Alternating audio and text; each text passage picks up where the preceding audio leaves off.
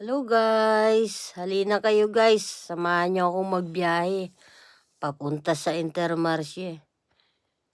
Mag-grocery tayo ng kaunti guys, pang isang lingguhan lang naman. At ayan nga pala guys, yun mga dinadaanan ko. Wala masyadong sasakyan. Kaya yan, nakapag-take ako ng kaunting video para sa inyo guys. Siya nga pala guys, nakamotor ako dyan.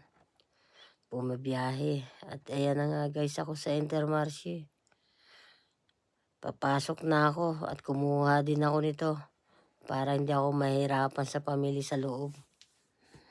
At yan nga guys, pagpasok natin dyan, mabubungaran na agad natin ang mga prutas. Ayan o, tanaw na guys. Mamimili lang kayo kung anong prutas ang gusto ninyo. At dito naman sa kabilang side, may mga tinapay din at kung ano-ano pa na meron sa freezer. At ayan nga guys, dito ako pupunta sa may saging. Kasi kailangan kong bumili ng saging. At ayan nga guys, ang saging. At pati niyog guys. Tingnan nyo, ang cute-cute na mga niyog. Meron pa rin dito luya. Tapos may mangga, may pinya, at kung ano-ano pa guys. Ayan o, kayo na lang ang bahala kung anong gusto ninyong bilhin. At ito nga pala nagustuhan ko, kamote. Kaya bibili na rin ako. Tapos bibili na rin ako ng isang pack na baboy. At ayan nga guys, nakursunadahan ko din. Promo pa yan ha. Almost €4 din guys. Ayan, at iba pa guys to. Ikot-ikot lang muna tayo guys.